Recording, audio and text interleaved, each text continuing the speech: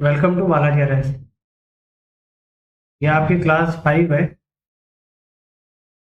अगर आपने शुरुआत के 4 क्लासें नहीं देखी है इस कोर्स की तो आप प्लेलिस्ट में जाके चेक कर सकते हैं। फिलहाल हम क्लास 4 की पहले रिवीजन लेंगे और फिर 5वीं क्लास के लिए आगे बढ़ेंगे। चौथी क्लास में हमने डेप्रिसिएशन अकाउंटिंग देखा था।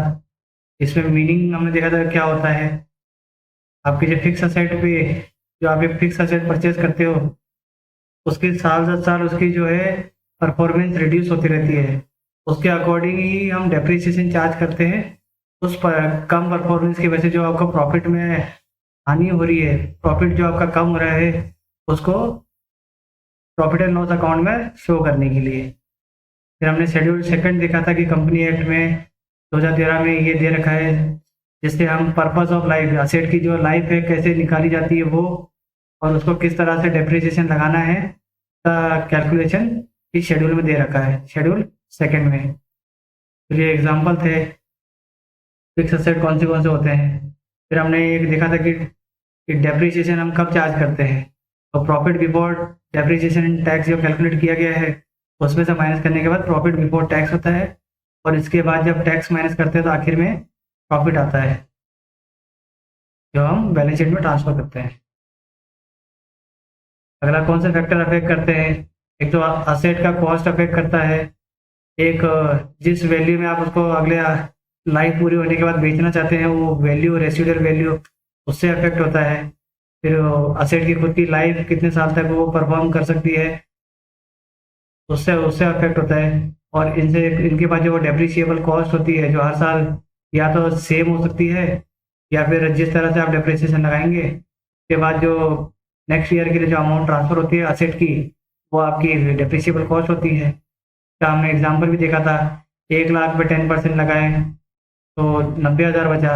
फिर 90,000 पे फिर 10% लगाए तो 9,000 माइनस होगा तो 81,000 बचेगा। तो ये जो डेप्रिसिएबल कॉस्ट है हर साल चेंज होती रहती है। कौन से मेथड से आप यूज़ करें उससे। ये सैलवेज वैल्यू हमने देखा था 5% तक मैक्सिमम जो है ये रहती है। ये सैलवेज वैल्यू और रेसिडुअल वैल्यू वही होती है निस्तारण मूल्य, जिसपे आप असेट का निस्तारण करेंगे आज से 10 या 15 साल में। टेक्निकल एडवाइस अगर आपकी आपके टेक्निकल ने एडवाइस दी हो कि एसेट जो है 10% भी हमें रिटर्न में दे सकती है बेचने पर, तो वो भी एक्सेप्टेबल है, उसको भी एक्सेप्ट किया जा सकता है। फिर एक्स्ट्रा शिफ्ट डेप्रिसिएशन देखा था हमने कि जितनी शिफ्ट में आप असेट को यूज़ करोगे उस पर्टिकुलर पीरियड का उस समय अवधि में डेप्रिसिएशन की वैल्यू बढ़ के लगेगी। जैसे अगर 2 शिफ्ट में आपने किसी पीरियड में काम किया तो 50% डेप्रिसिएशन बढ़ जाएगा उस पीरियड के लिए, और अगर 3 शिफ्ट में किया तो डबल हो जाएगा, 100% बढ़ जाएगा डेप्रिसिएशन उस पर्टिकुलर पीरियड के लिए, उस पीरियड के लिए। फिर हमने मेथड देखे थे straight line method. Straight line method में सेम सेम अमाउंट जो है आप डेप्रिसिएशन चार्ज करते हो। जैसे कि 1 लाख की असेट थी तो 10 साल के लिए आपको 10 ईयर के लिए डेप्रिसिएशन लगाना है, तो आप 10,000 में उसको बांटोगे तो हर साल जो है 10,000 आप डेप्रिसिएशन लगाओगे स्ट्रेट लाइन में। रिटर्न डाउन में अभी जो मैंने कहा था 10% वाला, इसमें परसेंटेज वाला हिसाब होता है, तो इसलिए जो है शुरुआत में डेप्रिसिएशन ज़्यादा लगता है, धीरे धीरे फिर वो डेप्रिसिएशन अमाउंट कम होता रहता है। जैसे 10% शुरुआत में अगर 1 लाख पे करें 10,000 तो ये ज़्यादा है। फिर नेक्स्ट ईयर जब बचे हुए 90,000 में 10% लगाओगे तो 9,000 हो जाएगा। फिर ये आगे 8.1 8100 हो जाएगा। ऐसे यूनिट ऑफ प्रोडक्शन में देखा था हमने कि एक मशीन कितना प्रोड्यूस कर सकती है, कितना प्रोडक्शन कर सकती है, के अकॉर्डिंग ही उसका डेप्रिसिएशन लगेगा। ने फिर वो 1 लाख हमने प्रोडक्ट देखा था कि 1 लाख वैल्यू नहीं है, एक मशीन जो है 1 लाख प्रोडक्ट प्रोड्यूस कर सकती है।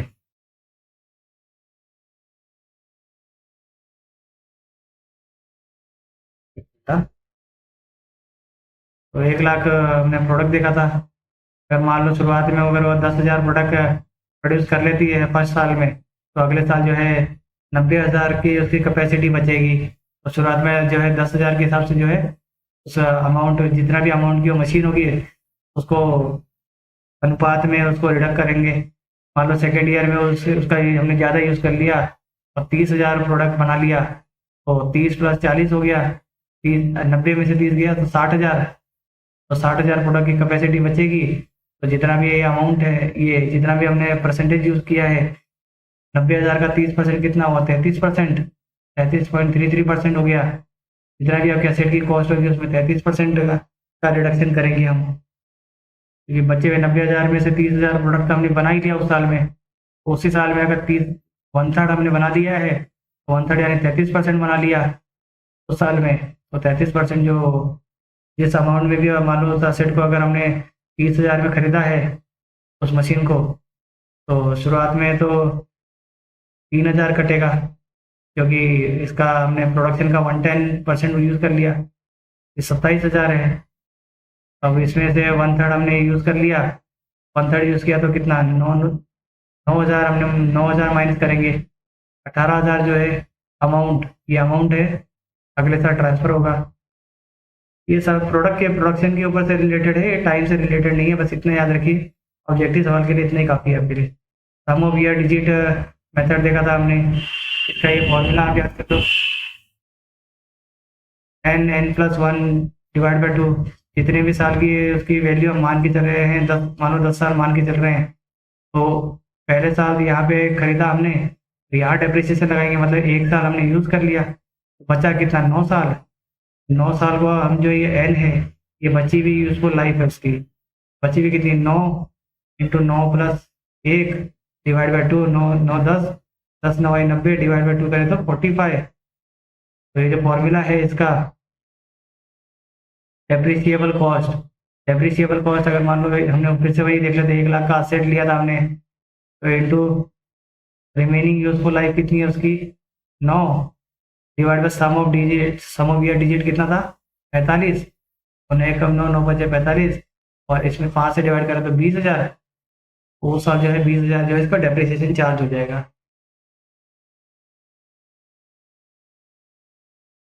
इसमें भी वही हिसाब है, शुरुआत में डेप्रिसिएशन ज़्यादा लगता है, फिर धीरे धीरे जो है डेप्रिसिएशन का अमाउंट कम होता रहेगा। फिर रिकॉर्डिंग देखा था हमने कैसे करेंगे, या तो असेट से एंट्री देखा था हमने कि या तो असेट से माइनस कर लो डेप्रिसिएशन, या फिर जो है एक्यूमुलेटेड प्रोविजन बना लो कि आगे फ्यूचर में अगर उसी अमाउंट से, डेप्रिसिएशन के अमाउंट से असेट खरीदना हो तो प्रोविजन बना सकते हैं। इसकी हमने एंट्री देखी थी, asset account debit to bank हमने परचेज कर लिया, फिर डेप्रिसिएशन चार्ज करें, डेप्रिसिएशन टू असेट या फिर depreciation to provision for depreciation, provision बना लिया। फिर हमने पीएनएल में देखा था कि PNL account debit to depreciation, हमने टू साइड में लिखती है एक्सपेंस में, पीएनएल टू डेप्रिसिएशन हो गया। फिर हमने लेजर एंट्री देखी थी, ये plant account debit to bank, ये परचेज कर लिया, plant account debit to bank, ये आपने इंस्टॉलेशन चार्जेस लगा लिए उसको 50,000। फिर हमने इसकी डेप्रिसिएशन की कैलकुलेशन नीचे देखी थी, 54,000 बनी थी।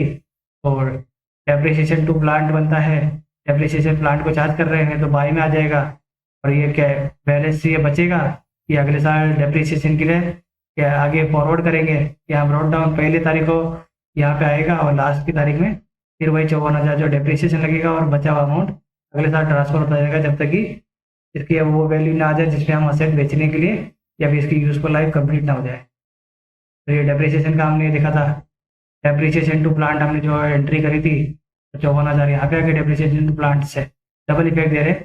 पीएनएल की जो एंट्री करी थी हमने, पीएनएल टू डेप्रिसिएशन, तो पीएनएल बाई में है तो बाई में लगा देंगे 54,000, इससे करके दोनों को बराबर करके इस असेट को क्लोज करेंगे। फिर यहाँ पे वो कैलकुलेशन मैंने देखा था, 5,50,000, 5,50 ये बना था, 10,000 में हम मान रहे थे कि असेट बिक जाएगा, 5 इसको कैलकुलेट करें लगभग 5,40,000 डिवाइड बाई 10, 54,000 डेप्रिसिएशन बना था, और यूजफुल लाइफ हमने 10 साल मानी थी इसकी। फिर असेट को बेचने की एंट्री हमने देखी थी, स्क्रैप में बेचोगे क्या करोगे, पैसा आएगा बेचने पर, बैंक टू असेट, बचे हुआ जो असेट की जो वैल्यू थी उसको बेच दिया, बैंक में पैसा आ गया, बैंक में पैसा आया, असेट को बेचा, प्रॉफिट हुआ कि लॉस वो देखेंगे। अगर प्रॉफिट हुआ है तो asset account debit to PNL account, और अगर लॉस हुआ है PNL account debit to asset account, क्योंकि पीएनएल में जो है अपन इसको टू में एक्सपेंस है, ये एक्सपेंस है लॉस, और यहाँ पे हमने पी&एल अकाउंट में बाई में एसेट लिखवाया है, तो ये प्रॉफिट है, ये लॉस है।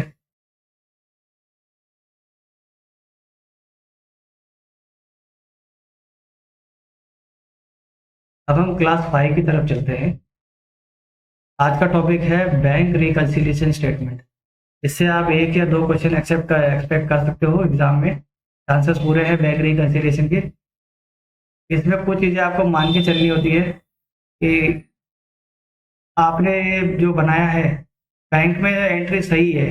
ज़्यादातर जो है आपके पास जो कैश बुक होती है, आप जो बही खाता बनाते हैं, उसमें ही अमाउंट ज़्यादातर कम ज़्यादा होती है। तो उसको कोशिश करेंगे ना, उसको आप अपनी जो आपके पास जो आप खाता बुक है उसको बेस बनाकर जो है आप ये कैलकुलेशन करोगे, तो इस सब्जेक्ट को समझना आपके लिए बहुत आसान हो जाएगा। अब इसके मीनिंग देख लेते हैं।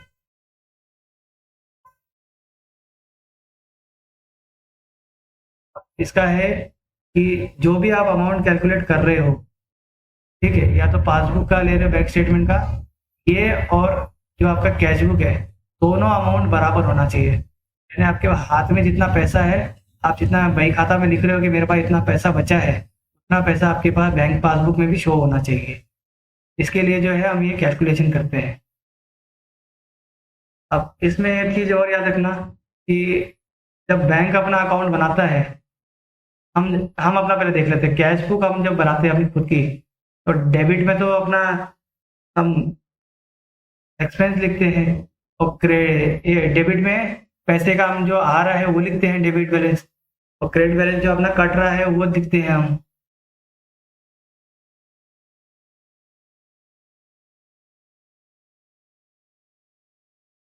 ठीक है, पहले हम कैश बुक समझते हैं। कैश बुक में जब हम डेबिट साइड लिखते हैं, तो डेबिट में हम डिपॉजिट लिखते हैं, और क्रेडिट में हम जो है हमारा विड्रॉल लिखते हैं। हम जो पैसा निकालते हैं उसको क्रेडिट में लिखते हैं कि हमने पैसा निकाल लिया और यहाँ पे हमने डेबिट में जमा करा दिया।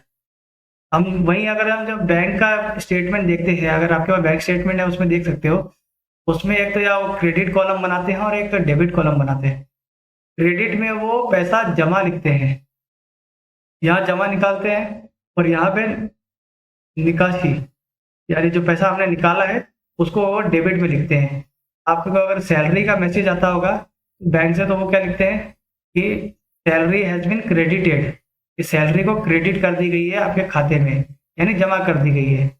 तो इन दोनों का जो है ये रिवर्स एंड उल्टा इफेक्ट पड़ता है कि बैंक तो अपने लिए जो है उसको क्रेडिट दिखाता है जमा के लिए, और हम जो है डेबिट में डिपॉजिट लिखते हैं। जो भी डिपॉजिट करेंगे उसको कैश बुक में तो हम डेबिट में लिखते हैं, और लेकिन जब बैंक लिखता है तो उसको क्रेडिट में लिखता है। इतना फर्क अगर आप समझ गए तो इसके लिए आपको कैलकुलेशन करना आसान हो जाएगा। वही लिखा है मैंने यहाँ पे कि all deposit in credit column and withdrawal जो होता है डेबिट कॉलम में आएगा, किसके, बैंक पासबुक में। ठीक है, और अगर आपका डिपॉजिट विड्रॉल से ज़्यादा है, तो आपने जमा ज़्यादा किया है निकाला कम है, तो बैंक में क्रेडिट बैलेंस शो करेगा। और अगर विड्रॉल ज़्यादा है और डिपॉजिट आपका कम है, आपने 10 रुपया आपने 10 रुपया जमा कराया और 11 रुपया निकाल लिया, 1 रुपया आपने कहाँ से यूज़ किया, तो बैंक से आपने जो है ओवरड्राफ्ट ले लिया। इस बेच में जो डेबिट बैलेंस आता है वो ओवरड्राफ्ट होता है बैंक में। और यही जो है इसका उल्टा हमने जो है कैश बुक में देखा है कि डेबिट डिपॉजिट और क्रेडिट विड्रॉल।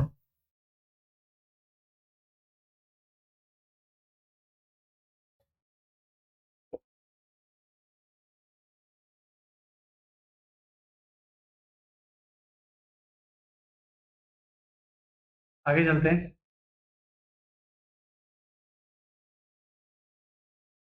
ये बैंक रिकन्सिलिएशन का एक एग्जांपल आप देख लो अंडरस्टैंडिंग के लिए। मान लो कैश, आपकी कैश बुक में आपके डेली जो बही खाता है उसमें 1 लाख रुपया दिखा रहा है। फिर check issued but not presented, आपने चेक इश्यू किया किसी पार्टी को, किसी कस्टमर को, तो आपने क्या किया उसको, क्या आपने अपने खाते से तो उस टाइम पे माइनस कर दिया कि मैंने 10,000 का चेक कर लिया है, सामने वाला जो है पर्सन वो जाके बैंक में कभी ना कभी डिपॉजिट करेगा और उसको विड्रॉ कर लेगा 10,000। तो आपने जो है 10,000 जो है माइनस कर दिया था उस टाइम पे। अब उसको क्या है, जैसे ही आपको पता चला कि सामने वाले ने प्रेज़ेंट नहीं किया, तो इसका मतलब कि आपके बैंक अकाउंट में 10,000 रुपए आपसे कटा नहीं है। नहीं कटा है तो आप कैश बुक में भी क्यों काटे होंगे? उसको जो है आप ऐड कर लो। आपने 10,000 ऐड कर दिया, आपने चेक इश्यू किया, सामने वाले ने प्रेज़ेंट नहीं किया तो बैंक में पैसा है तो ऐड कर दो। इंटरेस्ट क्रेडिटेड बाय बैंक, आप जो बैंक में पैसा जमा कराते हो उसके ऊपर आपका ब्याज मिलता है। जैसे ही मंथ पूरा होने पर आपको जो है पता चला कि आपको ब्याज भी मिला है, तो आप उसको अपनी कैश बुक पे भी नोट कर लोगे कि मुझे जो है 4,000 का ब्याज मिला है, तो आपने उसको ऐड कर लिया। फिर आपने चेक डिपॉज़िट किया, आपको किसी पार्टी ने चेक दिया, आपने उसको डिपॉज़िट किया। आपने डिपॉज़िट कर लिया, आपको लगा कि ना पैसे आ गए होंगे खाते में, तो आपने जो है उसको लिख दिया कि मेरे को जो है 20,000 का चेक मिला है और ये मेरा जो है बैंक में आ गया है, मैं कैश बुक में भी मेरा ऐड कर रहा हूँ। और जैसे ही आपने बैंक में इंक्वायरी करी, पता चला कि उस बैंक ने उसको क्रेडिट ही नहीं करा। हो सकता है कि वो बैंक बैंक में जब आपने चेक डाला, तो हो सकता है किसी वजह से वो बाउंस कर गया वो चेक, ठीक है? उसकी वजह से जो है वो पैसा आपके बैंक में आया नहीं। नहीं आया तो आपने कैश बुक में ज़बरदस्ती 20,000 का एक्स्ट्रा ऐड किया है, उसको माइनस करो। फिर bank charges not recorded in cash book, अब वो चेक बाउंस हुआ है आपके अकाउंट में, तो बैंक थोड़े बहुत चार्जेस भी लेगी। आपको फिर वहीं पे पता चला कि 500 रुपये बैंक ने चार्जेस भी लगा दिया है। आप उस वाली चीज़ को भी जो है अपने कैश से कम करोगे। तो फाइनल जो है आपके पासबुक में जो जितना बैलेंस दिख रहा है, आपके फिर कैश बुक में भी उतना ही बैलेंस आ जाएगा, 93,500। अब जो ये एडजस्टमेंट करने के बाद आपका ये बैलेंस दिख गया। इससे हम 2-4 राउंड्स हम सॉल्व करेंगे, आपको बार-बार इसे चीज़ से, ताकि आपको ये समझ में आ जाए कि इसको कैसे प्रोसेस करना है, किस तरह से इसको कैलकुलेट करना है एग्ज़ाम में। अब हम एक बार रीज़न ऑफ मिसमैच देख लेते हैं कि क्यों आपका कैश बुक और बैंक पासबुक में मिसमैच आता है। पहला तो वही जैसा हमने देखा, चेक आपने इश्यू कर दिया पर जो पार्टी ने उसको प्रेज़ेंट नहीं किया। अपने 1 महीने हो गए, 2 महीने हो गए, उसने बैंक में डाला ही नहीं। नहीं डाला तो फिर उसकी वजह से मिसमैच तो होगा ही। फिर आपने cheque paid into the bank, आपने पे कर दिया, आपने जो है cheque paid into the bank बोलो या फिर आपने चेक से जो है अपने बैंक में डाला, लेकिन वो तो उसका जो पेमेंट है वो अभी तक आपको कलेक्ट नहीं हुआ। पेमेंट कलेक्ट नहीं हुआ मतलब अभी तो आपके खाते में आया नहीं है, तो उसमें भी मिसमैच होगा कि आपने वही खाता में तो लिख दिया। फिर उसके बाद direct debit made by bank, bank ने डेबिट कर लिया। बैंक डेबिट क्यों करेगा? आपने बोल दिया होगा कि जो मेरे इलेक्ट्रिसिटी का बिल है वो ऑटोमेटिक पे हो जाना चाहिए। आपने बैंक को बोला होगा कि मेरी कोई ईएमआई है तो वो डायरेक्ट डेबिट कर लो। तो वो जब उसने डेबिट कर लिया, आपको पता नहीं उसने कौन बैंक ने कौन से डेट पे डेबिट किया, या फिर उसने कोई चार्जेस लगाए हो, जैसे किसी तरह के चेक कलेक्शन चार्जेस जो ये आपका ये हुआ था, या इंसिडेंटल चार्जेस होते हैं बहुत सारे। आपने कोई ओवरड्राफ्ट ले लिया, मतलब वो जैसे मैंने बताया था कि आपने खर्चा ज़्यादा कर लिया, आपके बैंक अकाउंट में पैसे कम थे, तो उसको ओवरड्राफ्ट में काउंट करके बैंक उसमें चार्जेस भी लगाएगी। अनपेड चेक, कोई पेड जो है कोई चेक अनपेड रह गया हो या स्टॉप हुआ, बाउंस हुआ हो, उसके चार्जेस भी आपको डेबिट करेंगे। फिर आप जब बैंक में जाओगे तभी आपको पता चलेगा कि आपके अकाउंट से पैसे कटे हैं यानी डेबिट हुए हैं। वहाँ डेबिट होंगे, ठीक है, बैंक में। तो उसको भी आप जो है अपने अकाउंट से अपने कैश बुक में क्या है, मिसमैच आ रहा है तो उसको क्या है, कम करोगे कैश बुक में।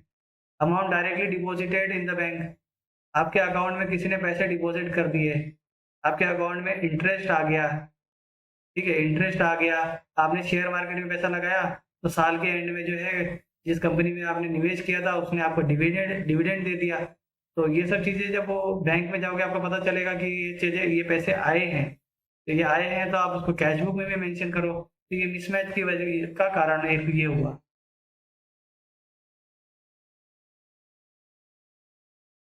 ये direct payment made by the on behalf the customer, ये स्टैंडिंग इंस्ट्रक्शन ही हुआ आपका वही वाला। चेक डिपॉजिट किया, बिल डिस्काउंट किया, डिसऑनर हो गया या बाउंस हो गया। बिल चेक किया, चेक भी बाउंस हो सकता है, डिसऑनर हो सकता है। आपने आपका चेक डिसऑनर हो गया, आपने किसी को चेक दिया, उसने डिपॉजिट कर लिया, उसके आपके खाते में पैसा नहीं था, तो उस केस में वो चेक डिसऑनर में एंट्री आती है, तो उसमें भी आपको चार्जेस पे करना पड़ेगा। यहाँ पे क्या आपका दिया हुआ चेक दे जो है आपको डिसऑनर कर दिया आपने, या आपने कोई बिल डिस्काउंटिंग के लिए दिए, बिल्स ऑफ एक्सचेंज अभी आगे वाली क्लास में पढ़ेंगे, तो उसमें क्या है आपने जो आपको आपने एक बिल ड्रॉन किया, आपके डेटर के नाम पे आपने बिल बनाया कि ये बिल पेमेंट कर दोगे, डेटर ने बोल दिया कि ठीक है 2-3 महीने बाद जो है मैं पेमेंट कर दूंगा, आपने उस डेट पे जो है वो बिल जमा आपने बैंक में डाला, तो पता चला कि उसके अकाउंट में पैसे ही नहीं है, वो आपको मिला ही नहीं। आपने बैंक में जाके आपने बिल डिस्काउंटेड भी करवाते हो आप, कि कुछ पैसे बैंक जो है चार्जेस के तौर पे काट के, आपका बिल अगर 2 लाख का है तो 10,000 का मान लो काट लेती है, 1,90 का पेमेंट आपको कर देगी। अगर वो चेक डिसऑनर कर दे, वो बिल डिसऑनर हो जाता है, तो उसका चार्जेस भी आपको पेमेंट करना पड़ेगा बाद में। ये हम आगे वाली क्लास में अच्छे से समझेंगे इसको, बिल्स ऑफ एक्सचेंज वाले टॉपिक में। फिर error committed in recording transaction, अपने रेक्टिफिकेशन ऑफ एरर वाली अभी इसी पिछली वाली क्लास अगर नहीं देखी हो तो देख लीजिए, उसमें मैंने बताया था कि अगर कैश से रिलेटेड अगर कोई एरर आपने कमिट करी है तो ये एंट्री का इफेक्ट जब आएगा के हिसाब से भी आपको एंट्री दिखानी होगी। तो ये भी एक कारण होता है मिसमैच का। एक तो फर्म ने एंट्री करने में गड़बड़ कर दी, एक बैंक भी हो सकता है, बैंक भी एंट्री करने में जो है गड़बड़ कर दी हो, उसने 1 लाख का आपने चेक डिपॉजिट किया, उसने डेटा एंट्री करते टाइम में उसको 10,000 बता दिया, आपको सीधा 90,000 का जो डिफरेंस आ रहा है वो आप बैंक में जाके बताओगे तो वो एरर अपनी सुधारेंगे। ऐसे भी होता है अमाउंट में कभी कभी, या आपने कम से कम मान लो 5,275 का किया, तो उसने 5,275 की जगह 5,175 का अमाउंट टाइप कर दिया, तो आपके अकाउंट में 100 रुपये कम आ गया। तो ऐसे एरर की वजह से भी मिसमैच आता है। अब इसमें मोस्ट कॉमन एंट्री क्या क्या होती है, एक अपने अगर स्टेटमेंट बनाना हो बैंक रिकन्सिलिएशन का, तो सबसे पहले तो आप जो है आपके पास जो भी बैलेंस हो वो लिखोगे, या तो कैश बुक में जो बैलेंस दे रखा है वो लिखोगे टॉप पे, और जब या फिर पासबुक में जो बैलेंस दे रखा है उसके हिसाब से आगे चलोगे। इसके हिसाब से ही आपके एंट्री का इफेक्ट दिखेगा। आप जो भी बैलेंस लोगे आप उसी ही बुक में एडजस्टमेंट करोगे। कैश बुक का बैलेंस अगर ऊपर लिखते हो तो उसके हिसाब से ही ऐड और लेस होगा, या पासबुक का लेते हो तो उसके हिसाब से ऐड लेस करोगे, ताकि आप जो है जो दूसरा बैलेंस है, जैसे कैश बुक के टाइम पे नीचे पासबुक का बैलेंस आप फाइंड आउट करोगे, पासबुक के टाइम पे नीचे जो टोटलिंग में आखिरी में बैलेंस निकलता है वो कैश बुक का बैलेंस फाइंड आउट करते हो आप। ये करने के बाद एडलेस देखते हैं। इसको मैंने नॉर्मली जो है कैश बुक के हिसाब से ही आपको समझाने के लिए बताया है। अब आप चेक इश्यू कर रहे हो, सामने वाले ने प्रेजेंट नहीं किया, तो आपके बैंक से जो है पैसा कट नहीं हुआ, तो आप उसको ऐड कर लो। फिर credit given by bank such as interest and dividend, आपको इंटरेस्ट और डिविडेंड मिला है, वो बैंक में तो पैसा आ गया, कैश में नहीं एंट्री करा तो ऐड कर लो। Cheque deposited but not collected, आपने चेक डिपॉजिट तो कर लिया लेकिन उसका पैसा आपके अकाउंट में आया नहीं, किसी कारण से नहीं आया, तो आपने कैश बुक में तो एंट्री कर ही ली कि मेरे ने चेक डिपॉजिट कर दिया, मुझे तो पैसा आ गया, आज नहीं तो कल आ जाएगा, तो आया नहीं, नहीं आया तो फिर उसको जो है कैश बुक से लेस करो। कोई बैंक ने कोई चार्जेस लगा दिए ओवरड्राफ्ट के, या किसी और तरीके के ब्याज के, या बिल पे आपने कोई बिल पेमेंट करवाया हो, चेक डिसऑनर हो गया हो, तो उसका चार्जेस भी आप जो है कैश बुक से माइनस करो। आपने कोई रेक्टिफिकेशन ऑफ एरर एंट्री करी हो, पिछले जैसे लेक्चर में मैंने बताया था रेक्टिफिकेशन का, आपने कोई कैश से रिलेटेड या किसी परचेज या सेल से रिलेटेड किसी ट्रांजेक्शन में एरर कर दिया हो, जब आपको बाद में पता चला तो उसने कैश एंट्री में अगर कोई भी एडजस्टमेंट होता है ऐड या लेस, तो उसके अकॉर्डिंग आप जो है बैंक रिकन्सिलिएशन में भी उसको ठीक करोगे। फिर आखिर में जो है आपका नेट बैलेंस शो करेगा पासबुक का, क्योंकि हमने कैश बुक का बैलेंस यहाँ पे लिया है, फिर इसमें ऐड और लेस किया, तो आखिर में जो बैलेंस आया वो पासबुक का आएगा।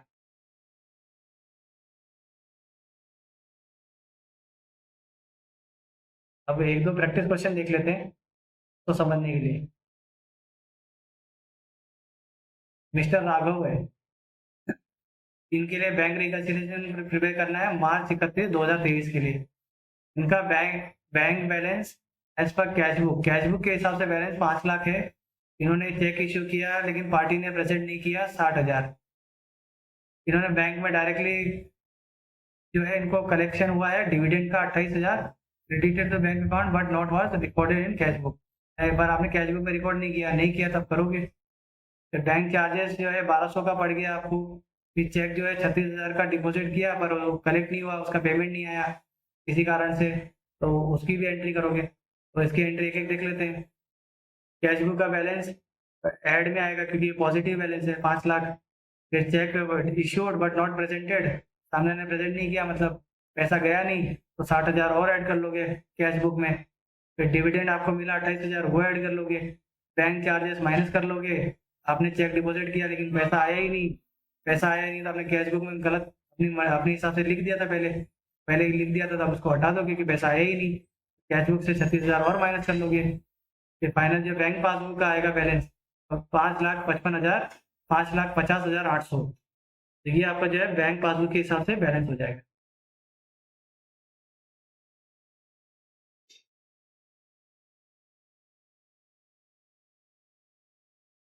अब अगला जो एक सवाल जो है बैंक पासबुक के हिसाब से भी देख लेते हैं हम कि पासबुक में क्या हुआ। पहला सेम मिस्टर राघव है, 5 लाख बैलेंस था। इन्होंने चेक इश्यू किया 31 मार्च को, अमाउंटिंग 1,10,000, पर वो प्रेजेंट ही नहीं हुआ कि इनकेशमेंट के लिए अभी तक प्रेजेंट नहीं हुआ। हम 31 मार्च का ही बना रहे हैं, डेट का भी इसमें अफेक्ट होता है। सेम डे पे चेक इश्यू कर रहे हो तो 1 या 2 दिन बाद उसका जो भी एंट्री होगा उसका हिसाब से होगा। 2 चेक 15,000 और 20,000 के आपने डिपॉजिट कर लिया मिस्टर राघव ने, पर 31 मार्च तक वो जो है उसका क्रेडिट बैलेंस अभी तक आया नहीं है आपके पास। और उसने जब ये क्रेडिट बैलेंस आया तो 5 अप्रैल को आया। अगले महीने में आया तो अगले अगले महीने का जब बैंक रिकन्सिलिएशन देखेंगे तभी इसको एडजस्ट करेंगे। फिलहाल तो जो है इसकी एंट्री वापस चेंज करनी होगी। 1200 डेबिट हो गया है बैंक में पासबुक में, क्यों? क्योंकि चेक डिसऑनर के चार्जेस लग गए। तो इसका आप मानेंगे तो 5 लाख जो है यहाँ पे क्रेडिट बैलेंस, आपको पता है कि पासबुक में क्रेडिट बैलेंस होता है पॉजिटिव में, और डेबिट हुआ तो बैंक जो है कोई चार्जेस लगा रही हो तो वैसा हो। अब पासबुक में 5 लाख था, ठीक है। फिर चेक इशू किया but not presented in bank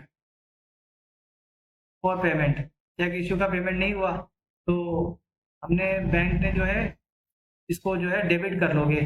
ये रिवर्स एंट्री में जाएगा आपका, क्योंकि ये हमने जो है इसको एंट्री में हमने तो ऐड कर लिया, कि हमने मान लिया कि हमने चेक इशू कर लिया था, पेमेंट जो है वो हो गया होगा। तो इन्होंने नहीं किया तो हम यहाँ पे अगर बैंक स्टेटमेंट में करेक्शन करेंगे तो हम यहाँ दिखाएंगे कि इसको जो है पेमेंट हो गया है, बैंक में पेमेंट कर दिया है। इस तरह से दिखा के हम कैश बैलेंस पे आएंगे ना, तो इसका इस हिसाब से जाएगा कि हमने चेक इशू किया और वो नॉट प्रेजेंटेड है, तो उस पार्टी को फोन करेंगे कि तो प्रेजेंट करो और जो है ये हमारे बैंक से कटवाओ। वो कटवाएगा, 1,10,000 का होगा। फिर check deposited but not collected by bank, हमने चेक डिपॉजिट किया पर बैंक ने उसको कलेक्शन हमको पेमेंट किया ही नहीं किया, तो उसको पार्टी को उस बैंक को बोलेंगे कि जो है मेरा 15,000 का 20,000 का 2 चेक है उसको क्लियर करो। वो क्लियर करेगा तो बैंक में जो है 35,000 दिखेगा। उसने चेक डिसऑनर के recorded only in passbook, passbook में ही रिकॉर्डिंग हुई है, कैश बुक में तो नहीं हुई। तो हम जो है अगर पासबुक में एंट्री कर रहे हैं तो एक बार के लिए जो चार्जेस को हम रिमूव करेंगे वहां से, जो डेबिट बैलेंस था पहले उसको रिमूव करके जो है क्रेडिट में उसको फिर से ऐड कर लेंगे कि वो चार्जेस जो है आपने गलत लगाया उसको हटाओ एक बार के लिए, तो क्योंकि हमने जो है चेक को क्लियर करवा दिया है। फिर आखिर में जो है कैश बुक में 4,26,200 आएगा। अगर आपको इसको वेरीफाई करना हो तो रिवर्स एंड चेक भी कर सकते हो। जैसे कि एक चीज और याद रखना, अगर कैश बुक का डेबिट बैलेंस है तो ये पॉजिटिव रहता है, और कैश बुक में क्रेडिट बैलेंस होता है तो ये निगेटिव होता है। जैसे कि हम नॉर्मल कैश बुक बनाते हैं उसके हिसाब से, तो यहाँ पे जो एंट्री होगी वो ऐड होगा, यहाँ पे जो एंट्री होती है वो लेस होगा। तो 4,26,000 है, चेक ने डिसऑनर का चार्जेस लगाया तो हमने इसमें से ये माइनस करेंगे, 1,200 माइनस हो गया। चेक डिपॉजिट किया पर कलेक्शन हुआ ही नहीं, जब कलेक्शन हुआ ही नहीं तो पेमेंट आया ही नहीं, पेमेंट नहीं आया तो आप कैश बुक से माइनस करोगे, 35,000 माइनस कर दिया। ये हम इसको वेरीफाई कर रहे हैं। फिर इसके बाद check issued but not presented for bank, आपने चेक इशू कर दिया पर पार्टी ने उसको प्रेजेंट नहीं किया। चेक इशू करने के टाइम पे आपने कैश बुक से तो उसको माइनस कर दिया, ये सोच के कि पार्टी आज नहीं तो कल पेमेंट कर देगी, पेमेंट के लिए जो है चेक लगा देगी और उसके बैंक से भी पैसे कट जाएंगे अपने। बैंक से पैसे नहीं कटे तो फिर इसको कैश बुक में ऐड कर लो। ये ऐड हो जाएगा। ये 426 में ये चार्जेस माइनस करेंगे, ये चेक डिपॉजिट जो पैसे दिए हैं वो भी माइनस करेंगे। तो आपने चेक भेजा, सामने वाले ने नहीं लिया, निकाला पैसा, तो इसको भी ऐड करेंगे। आखिर में जो आपका फिर से वही पासबुक का बैलेंस आ जाएगा 5 लाख। आप अगर एक बार ये एंट्री ऐसे करोगे, फिर भी अगर आपको नहीं समझ में आए, तो आप जो है इसको उल्टे में भी एक बार वेरीफाई कर सकते हो। ये वेरीफाई करने से आपको जो है आपको जो आंसर आया है उसको आप क्वेश्चन पेपर में वेरीफाई कर सकते हो।